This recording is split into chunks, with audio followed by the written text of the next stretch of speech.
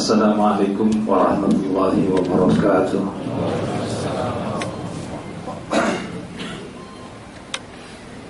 Bismillahirrahmanirrahim. Alhamdulillah alladzi ja'ala as-siyam junnatan lil mu'minin. Asyhadu an la ilaha illallah al-malikul haqqul mubin. Wa asyhadu anna sayyidana Muhammadan abduhu wa rasuluh al-mab'uts rahmatan lil alamin. Allahumma shalli wa sallim wa barik ala sayyidina Muhammad wa ala alihi wa ashabihi wa man tabi'ahu bi ihsanin ila yaumil. Amma ba'du.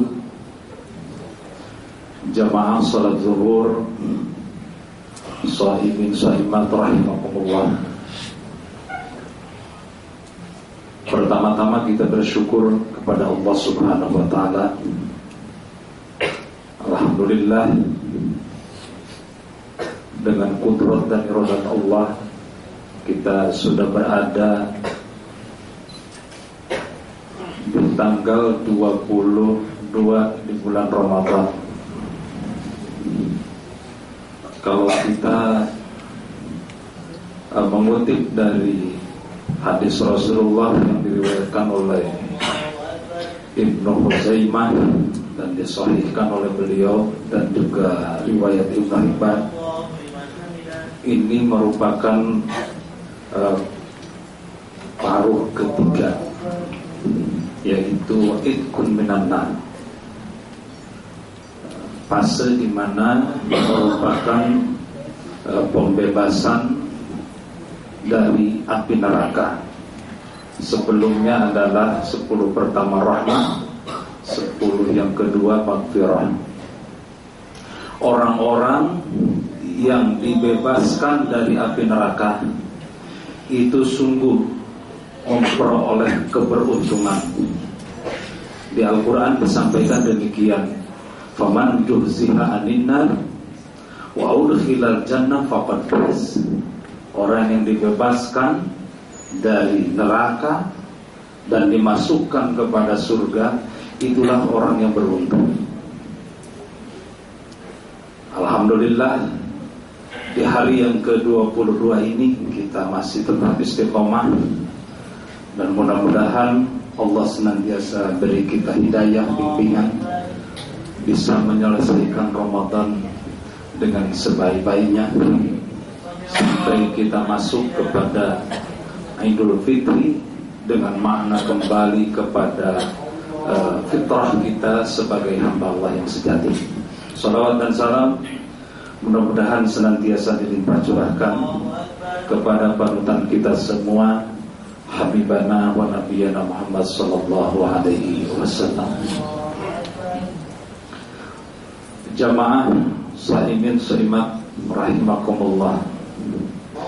Kalau kita memperhatikan ayat-ayat mengenai saum yang terhimpun dari ayat 183 di surah Al-Baqarah sampai 187, di sana terdapat petunjuk-petunjuk mengenai ibadah saum itu sendiri, apa yang baik dilakukan, dan tentu dengan dasar apa kita melaksanakan saum. Ada beberapa hal, mumpung kita masih berada di bulan Ramadan, di paruh penting terakhir, karena diriwayatkan dalam hadis di bagian terakhir itu baginda Rasul itu mengencangkan ikat pinggang, dalam pengertian semakin porsi ibadahnya diperbesar, taqarrub ilallahnya itu diperbesar. Yang pertama dari ayat itu mengenai dasar saum, yaitu iman. Ya ayyuhalladzina amanu kutiba alaikumusiyam. Nah, dasar ini harus benar-benar terawat dengan baik.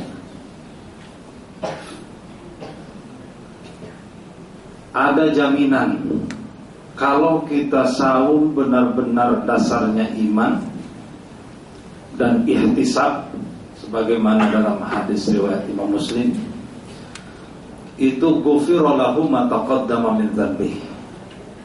Barang siapa yang menjalankan saum dengan landasan iman dari hari pertama sampai hari terakhir, dari mulai saum sampai berbuka, dasarnya iman, artinya percaya betul terhadap perintah saum itu dan kebaikan yang terkandung di dalamnya, tidak ada keraguan-raguan. Oleh karenanya dijalankan dengan sebaik-baiknya, meskipun umpama kesiangan sahur terlewat, dijalani dengan sebaik-baiknya. Wahtisaban, nah ini sering ada yang mengartikan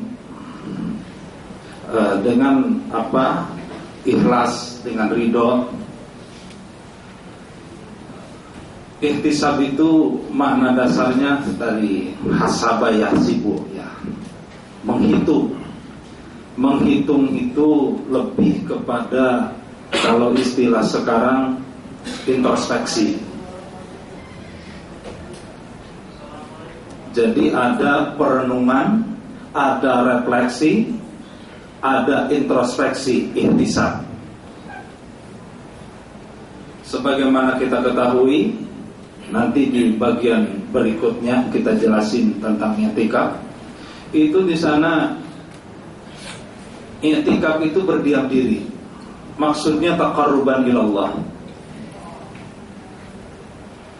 Bagi laki-laki di masjid, kemudian bagi kaum perempuan itu di mana di tempat yang biasa dia sholat di rumahnya. Ada sebagian ulama yang memperkenankan perempuan i'tikaf di masjid.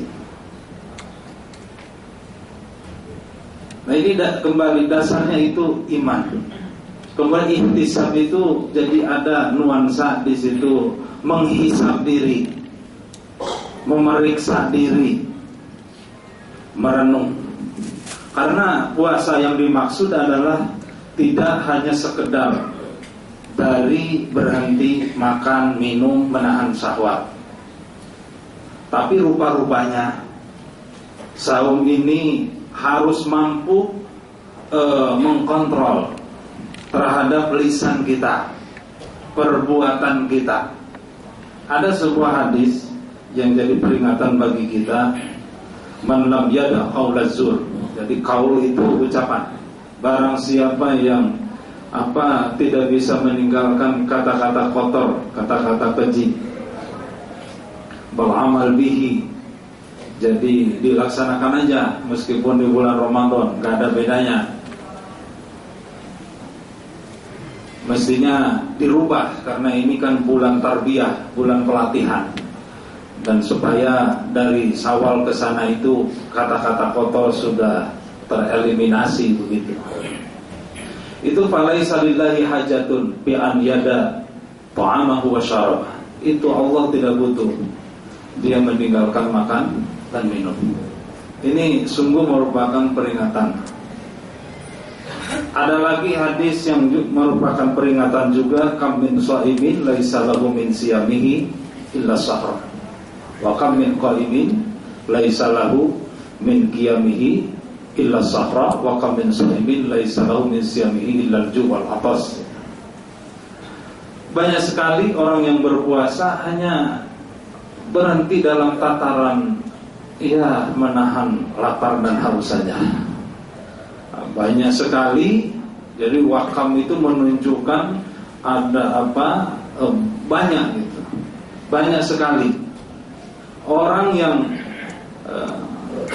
di situ melaksanakan sholat malam maksudnya, tapi laisa lahu min qiyamihi illa sahro, enggak bernilai apa-apa kecuali jaga malam saja.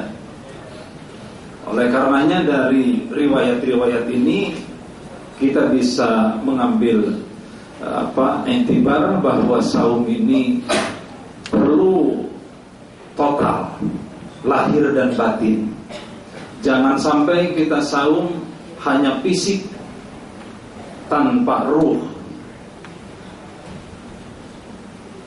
yang artinya berpuasa hanya faktor keterpaksaan semata, tapi harus dibarengi dengan imanan tadi. Percaya betul bahwa apapun yang Allah tetapkan kepada seorang mukmin pasti ada kebaikan. Ini yang pertama. Kemudian mengenai perintah saum, saum sendiri artinya itu al-imsak, jadi menahan diri. Di istilah lain adalah self control, pengendalian diri. Di situ diredaksikan kutiba, jadi ditetapkan, jadi pasif. Siapa yang menetapkan tidak disebut di ayat itu. Ini mengisyaratkan betapa saum ini mengandung kemaslahatan yang luar biasa. Sampai-sampai seolah-olah yang bersangkutan mewajibkan terhadap dirinya sendiri. Sudah banyak penelitian bahwa saum ini sebagai salah satu bentuk pengobatan gitu. Bagaimana dengan saum ini seseorang bisa pelan-pelan meraih kesembuhan. Asyik. Pengendalian diri, menahan diri ini penting sekali. Terutama di siang-siang seperti ini. Ini lagi puncak-puncaknya. Enaknya rebahan, istirahat. Tiba-tiba datang kewajiban yang lain melaksanakan ibadah sholat.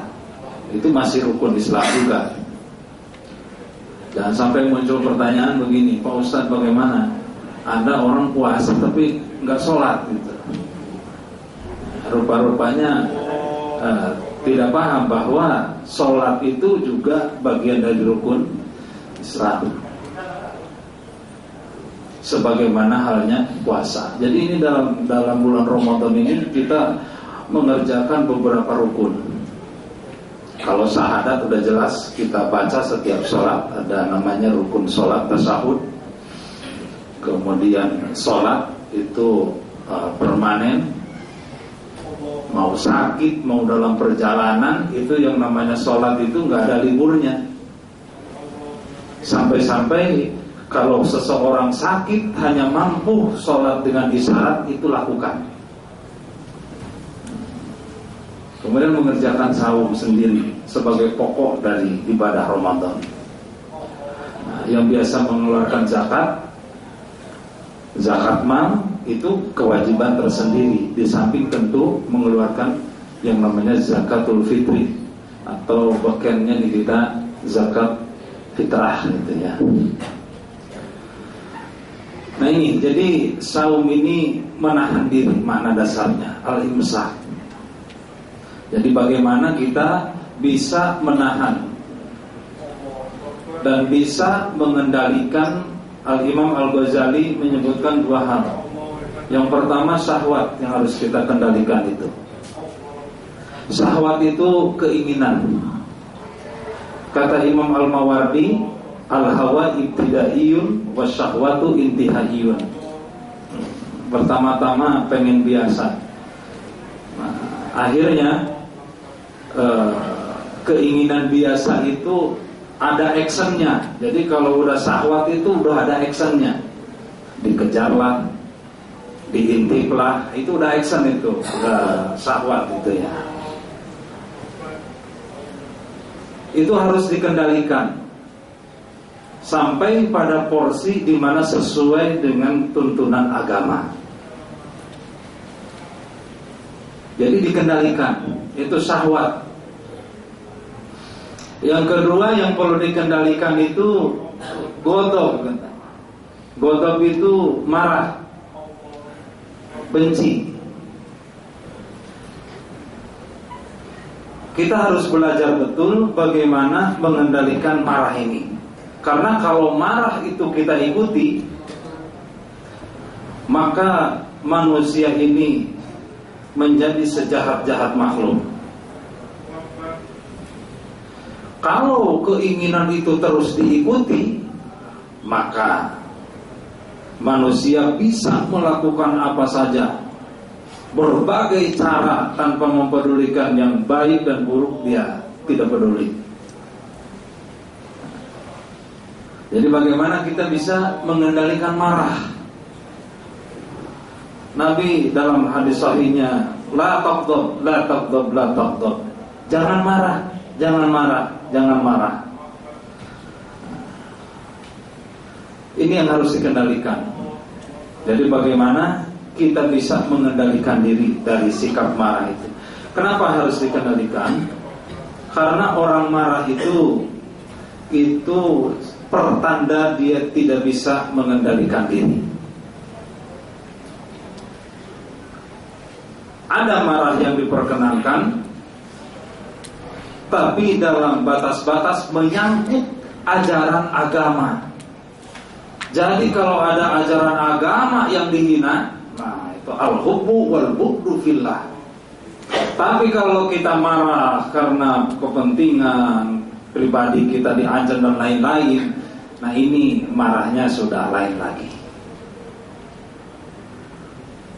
Jadi yang harus dikendalikan itu syahwat kita, marah kita. Karena kalau kita bisa mengendalikan betul syahwat dengan marah kita, itu artinya kita bisa menguasai diri, bisa mengendalikan diri. Ini Syekh Muhammad Abdul berkata, inna ta'thirahu bi tarbiyatin nafsi wa taqwatil iman yaj'alu sahibahu malikan li nafsihi yusarrifu hasba sya'in la hasba syahwat. Jadi salah satu dampak terpenting daripada saum terhadap penguatan jiwa dan penguatan iman itu membuat pelakunya itu menguasai diri. Bisa dia atur sesuai dengan petunjuk agama. Jadi kalau lagi malas datang kewajiban sholat, dia paksa itu sholat. Maksa diri kan bagus. Nah, yang harus agak diatur maksa orang gitu. Itu pakai metode gitu. Kalau lagi malas-malas tadarus, kita paksa diri kita untuk tadarus. Karena kalau diikuti itu enggak tadarus. Baru satu ain udah ngantuk. Jadi kalau ibarat di perjalanan sebuah kendaraan ini udah mau finish.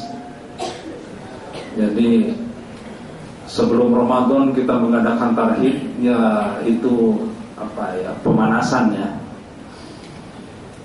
Kemudian begitu masuk satu Ramadan, kendaraan itu berjalan, fase rahmah dilalui, berjalan lagi fase maghfirah dilalui, berjalan lagi fase idkun minan nar dilalui.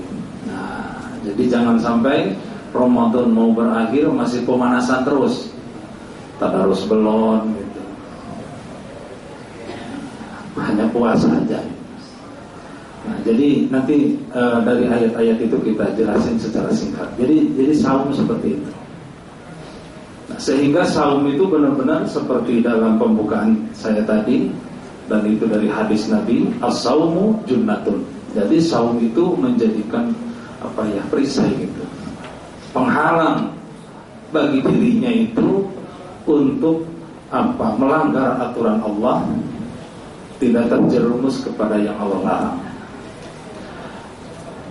Hadirin ma'asyiral muslimin muslimat rahimakumullah. Jadi makna saum seperti itu. Dasarnya tadi iman. Kemudian di ujung ada la'allakum tattaqun. Itu untuk meraih takwa. Artinya saum itu manfaatnya bukan untuk siapa-siapa, tapi untuk kita sebagai hamba Allah. Jadi kalau kita saumnya itu benar, insya Allah takwa itu bisa diraih. Ayat berikutnya berbicara teknis, ayyam ma'dudat. Nanti sebaiknya ditelaah dengan sebaik-baiknya itu ayat-ayat mengenai saum direnungkan. Kemudian berikutnya bicara Al-Quran. Ramadan ini bulan diturunkannya Al-Quran.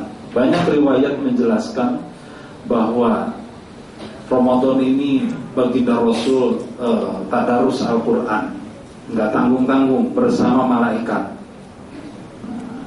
Jadi ada dikatakan Ramadan itu syahrul Quran, bulannya Al-Quran. Artinya perhatian kita terhadap Al-Quran di bulan Ramadan ini harus meningkat daripada bulan yang sebelumnya. Kalau yang masih belajar lebih semangat lagi. Ya, tentu khotam lebih baik. Tapi memaksakan diri khotam dalam kondisi belajar, ya perlu waktu yang banyak. Yang penting terjadi peningkatan perhatian kita kepada Al-Quranul Karim. Kenapa? Itu petunjuk hidup kita. Banyak kemudahan-kemudahan, berbagai edisi Al-Quran sudah dicetak, tinggal kemauan kita. Meskipun Al-Quran numpuk, jilidnya bagus, dicetaknya eksklusif, tapi kalau kemauan baca nggak ada, Al-Quran nganggur begitu aja. Jadi mari kita tingkatkan, terlebih ini di 10 hari terakhir. Nah, berikutnya adalah terselip doa di situ. Wa idza sa'alaka ibadi anni fa inni qarib ujibu da'watad da'i idza da'an. Ini mengisyaratkan bahwa di bulan Ramadan ini kita harus banyak berdoa. Kalau kita sudah mendekatkan diri kepada Allah, taqarrub ilallah, dan kita isi dengan berbagai ibadah. Nah, doa itu sendiri termasuk bagian daripada ibadah. Ad-du'a wal ibadah. Doa itu bagian daripada ibadah. Allah diminta senang. Kita berharap kepada Allah, Allah senang. Malah kalau tidak minta, tidak berharap, itu di ayat lain dikatakan innal ladzina yastaghfiruna an ibadati sayadkhuluna jahannama dakhilin. Orang yang enggan berdoa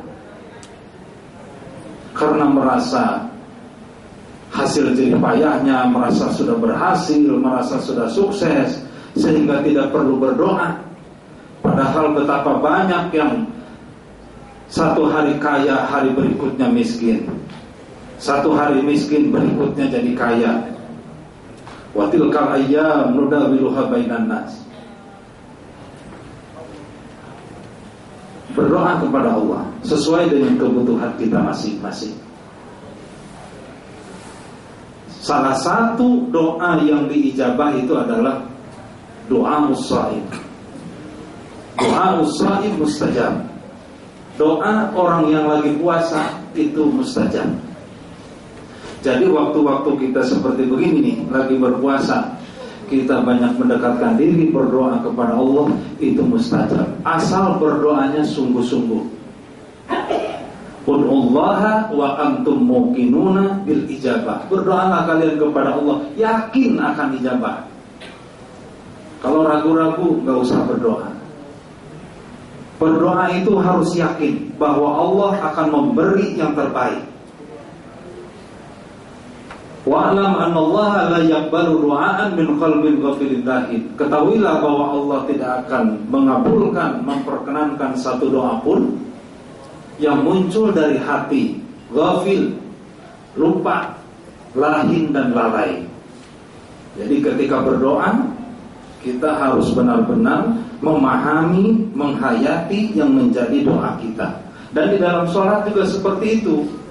Karena sholat itu arti bahasanya adalah ad-du'a. As-sholah ad-du'a. As-sholah hiya ad-du'a. Sholat itu adalah doa. Di situ banyak doa-doa. Tidak terlalu sulit. Tinggal kemauan kita bagaimana supaya bacaan-bacaan sholat itu semakin kita kuasai dan semakin kita hayati, karena porsi doanya di situ banyak.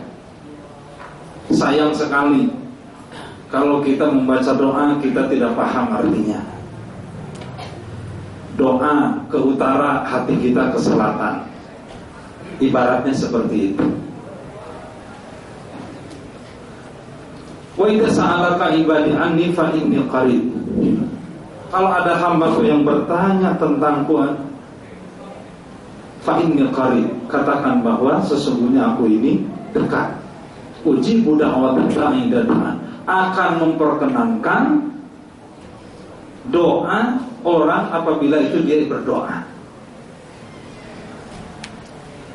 Fal yastajibuli wal yu'minu bi. Kembali lagi itu. Maka penuhilah ketentuan-ketentuan Allah, bimbingan-bimbingan Allah, wal yu'minu bi, percayalah kepada Allah dalam doa itu. La'allahum yarshudun. Mudah-mudahan mendapatkan petunjuk. Bagi yang belum berkeluarga, saatnya berdoa. Mudah-mudahan Allah memberikan pasangan yang terbaik. Bagi yang belum punya keturunan, saatnya. Pernahkah kita berdoa meneteskan air mata? Padahal kita menghadapi orang tua meneteskan air mata, ketemu saudara-saudara meneteskan air mata, ketemu dengan kawan kita meneteskan air mata. Tapi kepada Allah, pernahkah kita berharap dari lubuk hati terdalam, memohon ampunan dan memohon apa yang menjadi harapan kita, Allah memberikan yang terbaik. Kharu sujadah wa buqiyah, tunduk bersujud kepada Allah dan menangis. Kalau sungguh-sungguh Allah akan memperkenankan, itu janji Allah. Innallaha la yukhliful mi'ad. Tapi sebagai seorang mukmin kita mesti berkata bahwa di balik yang terjadi pasti ada hikmah dan pasti Allah memberikan yang terbaik. Kemudian di ayat berikutnya, ayat 187 ya. Di samping di situ dijelaskan uhilla lakum lailatas siyamir rafasu ila nisaikum, jadi di malam hari bagi yang sudah berkeluarga halal melakukan hubungan suami istri. Kemudian di situ ada aturan makan sampai fajar terbit. Nah, di situ ada terselip wala tubashiruhunna wa antum aqifuna fil masajid. I'tikaf yang tadi disinggung di awal. Baginda Rasulullah SAW, i'tikaf itu para jamaah artinya berdiam diri, taqarruban ilallah, sejak mendekatkan diri kepada Allah. Apa yang menjadi hal yang perlu kita kerjakan ketika i'tikaf? Zikrullah yang pertama, baca Al-Quran. Karena Al-Quran itu kalau dibaca itu bagian dari zikir juga. Abdul zikri qiraatul Quran, membaca Al-Quran, berzikir, berdoa, memohon ampun terhadap kesalahan-kesalahan yang sudah dilakukan, memohon petunjuk terhadap harapan-harapan yang kita inginkan. Berdiam diri beberapa saat, kata para ulama, boleh. Ada niat bisa diikrarkan, bisa tidak. Kalau diikrarkan, nawaitul i'tikaf fi hadal masjid lillahi ta'ala, saya berniat i'tikaf di masjid ini lillahi ta'ala. Atau kita tiba-tiba masuk berdiam diri, itu sudah termasuk bagian dari i'tikaf. Yang penting harus dihindari obrolan-obrolan yang sifatnya duniawi. Kita konsentrasi bermunajat, taqarrub kepada Allah. Wala tubashiruhunna wa antum aqifuna fil masajid. Nah, itu beberapa saat kata para ulama, tapi lebih baik beberapa hari. Bahkan baginda Rasul di 10 hari terakhir itu beliau benar-benar konsentrasi beriktikaf. Tapi perlu ditegaskan di sini, iktikaf itu hukum dasarnya sunnah. Jadi kita tidak boleh menilai orang yang tidak pernah iktikaf sebagai kurang keislamannya atau dan lain-lain gitu. Jadi iktikaf sunnah. Dan ini bagus dikerjakan. Apalagi ini di 10 hari terakhir. Iktikaf ini kalau kita perhatikan ada hadis mengenai Lailatul Qadar. Lailatul Qadar itu rahasia ilahi. Dan Lailatul Qadar ini ada kaitannya dengan Al-Qur'anul Karim, di mana Al-Qur'an diturunkan pada bulan Ramadan. Inna anzalnahu fi Lailatul Qadar. Kata Nabi, hati-hati intip begitu ya. Taharra Lailatul Qadri fil ashril awakhir min Ramadan. Lailatul Qadar pada 10 hari terakhir di bulan Ramadan. Siti Aisyah bertanya kepada baginda Rasul, apa yang harus saya ucapkan ketika saya berketetapan hati mendapatkan Lailatul Qadar? Kuli. Kalau perintah ke perempuan begitu. Kalau ke laki-laki, kul, katakanlah. Tapi kalau ke perempuan, kuli, pakai ya. Katakanlah atau berdoalah, Allahumma innaka afuwun tuhibbul afwa fa'fu anna. Kita bersama-sama ya. Allahumma. Lemas juga ya ini. Allahumma innaka afuwun tuhibbul afwa fa'fu anna. Allahumma innaka afuwun tuhibbul afwa fa'fu anna. Allahumma innaka afuwun tuhibbul afwa fa'fu anna. Saya anggap hafal lah. Kalau kita mau bacaan itu hafal, diulang 10 kali gitu ya. Tapi ini 3 cukup karena agak pendek gitu ya. Allahumma ya Allah, innaka sesungguhnya engkau afuun. Afuun itu pemaaf. Sesungguhnya engkau maha pemaaf. Tuhibbul afwa, senang memaafkan orang. Allah itu senang memaafkan orang. Kadang-kadang kalau makhluk itu hanya di mulut saja, ya udah gua maafin, tapi hatinya belum tentu. Tapi Allah tuhibbul afwa, senang terhadap ampunan. Fa'fu anni. Oleh karenanya fa'fu anni, ampunilah aku. Ada yang menambahkan kata karim, itu jangan terlalu dimasalahkan, karena itu karim itu bagian dari Asmaul Husna juga. Tapi membaca letterlock hadisnya itu Allahumma innaka afuwun tuhibbul afwa fa'fu anna. Itu yang harus banyak diucapkan. Tidak hanya terbatas pada saat tarawih aja. Itu kan suka dibaca itu. Di jeda antara 4 rakaat itu dibaca Allah asyhadu an la ilaha illallah Astaghfirullah as'aluka ridhaka wal jannah wa a'udzubika min sakhatika wan nar. Allahumma innaka afuwun tuhibbul afwa fa'fu anna. Itu sebanyak mungkin. Tidak ada jumlah yang ditentukan. Kalau orang-orang tua yang dulu, para sholihin, itu menjelang Ramadan itu bagaimana caranya supaya tidur tidak terlalu nyenyak. Tidurlah di lantai. Atau berupaya bagaimana caranya ini supaya tidur tidak nyenyak.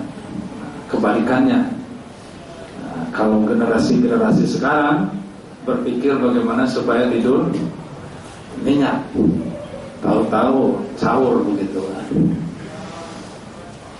Nah ini perlu di 10 hari terakhir ini perlu kita contoh tradisi yang sudah dilakukan oleh para orang tua, orang-orang soleh. mengoptimalkan dalam rangka menyambut yang namanya Lailatul Qadar. Lailatul Qadar itu sendiri arti dasarnya itu malam yang bernilai. Begitu besar orang yang mendapatkan Lailatul Qadar. Diperselisihkan oleh para ulama, ada yang di tanggal 27, ada yang di apa gitu. Tapi pada dasarnya itu berada di kisaran bulan Ramadan. Kita harus bersungguh-sungguh, karena orang yang mendapatkan Lailatul Qadar akan memiliki ketenangan jiwa, ketenangan batin, istiqomah di dalam ibadah. Lailatul Qadar seperti digambarkan di surah Al-Qadar, khairun min alfi syahr, lebih baik daripada 1000 bulan. Nah, saya kurang sependapat dengan yang menghitung Lailatul Qadar itu kalau dijumlahkan katanya apa, sebangun atau sama dengan jumlah usia 85 tahunan gitu. 86 ya kurang lebih. Di situ khairun min, kalau kita pahami itu Lailatul Qadri khairun min alfi syahr. Lailatul Qadar itu lebih baik dari 1000 bulan. Bisa 2000 itu. Namanya lebih baik dari 1000 bulan. Jangan terlalu dibatasi, 1000 bulan dipaksa jadi berapa tahun gitu. Itu lebih baik. Kata Syekh Muhammad Abduh, keutamaannya itu tak terbatas. Al-Quran sering menyebutkan dalam jumlah-jumlah seperti itu untuk menunjukkan betapa memiliki keunggulan dan keistimewaan. Jadi jangan terlalu tergoda menghitung begitu, sampai akhirnya terjebak karena merasa sudah mendapatkan Lailatul Qadar. Jadi ibadah libur apa ya, kita udah lebih baik, kita udah 85, ini kan usia masih. Jadi bukan seperti itu. Jadi jangan terjebak, karena kalimatnya khairun min alfi syahr, lebih baik daripada 1000 bulan. Itu bisa ribuan gitu. Jamaah rahimakumullah. Jadi ada kaitannya dengan Lailatul Qadar itu, i'tikaf itu. Oleh karenanya yang mampu sehari-sehari, ya kalau tahun kemarin udah sehari, tingkatin tahun ini 2 hari, 3 hari, sisipkanlah. Ya, kalau kerja seperti ini ya di waktu itu.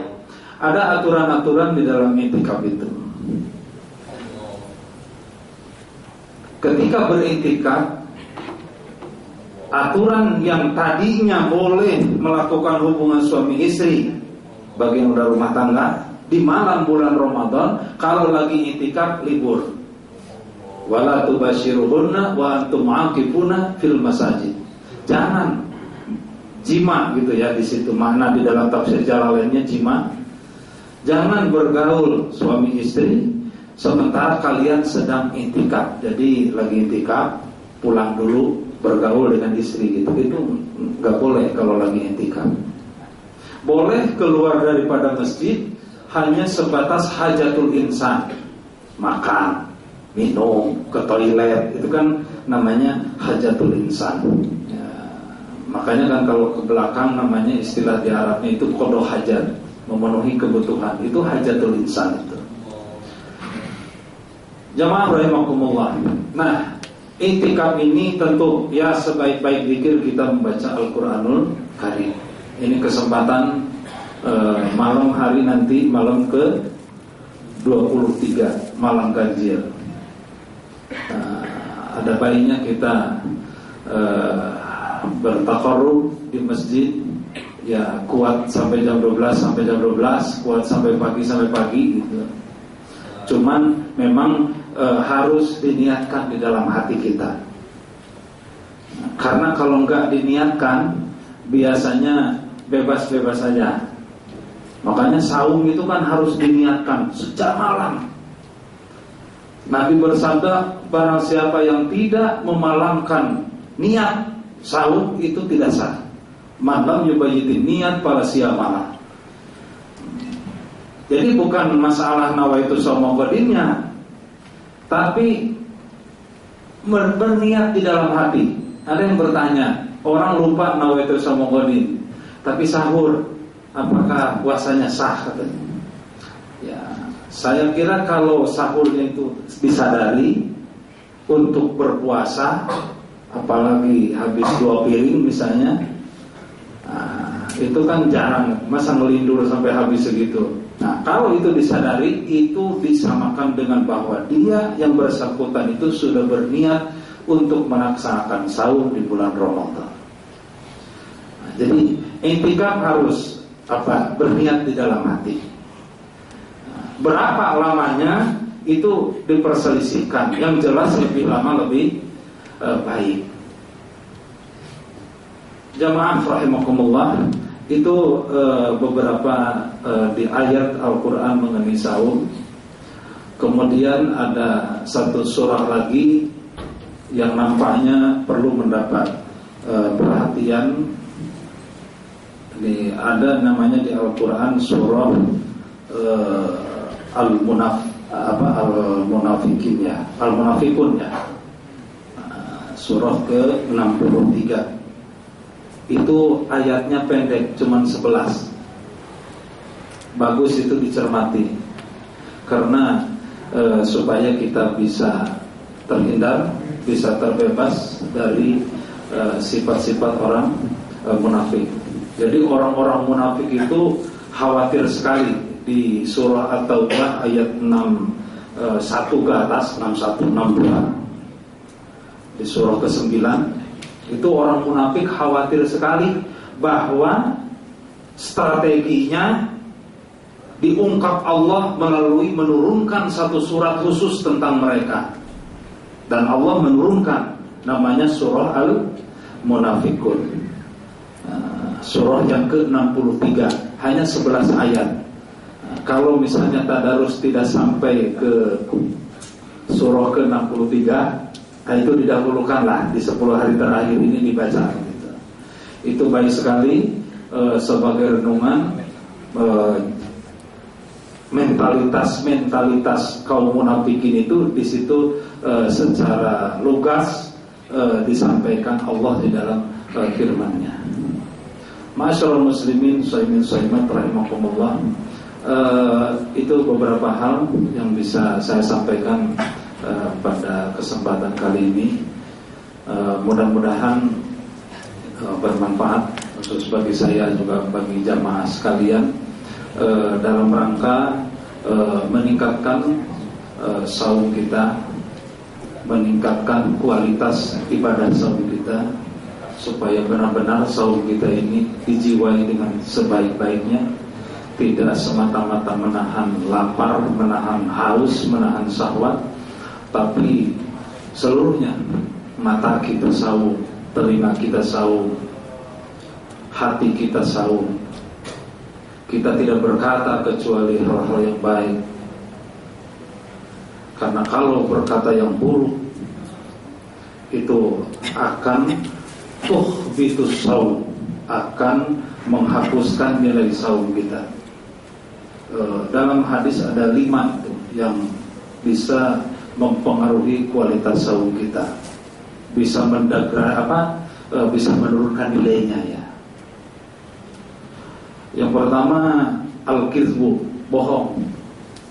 Jadi kalau bohong tapi lagi puasa, repot juga itu. Puasanya keropos itu. Secara fikih saumnya itu sah, tapi bisa dipastikan karena saumnya rupa-rupanya hanya dari makan dan minum saja. Bohong 14 gitu ya. Yang kedua an-namimah. Apa tuh namimah? Mengadu-ngadu, mengadu domba, memperuncing permusuhan, kira-kira begitulah an-namimah. Al-kidbu, an-namimah. Kemudian ada lagi sumpah palsu ya, al-yaminul ghamus, sumpah palsu.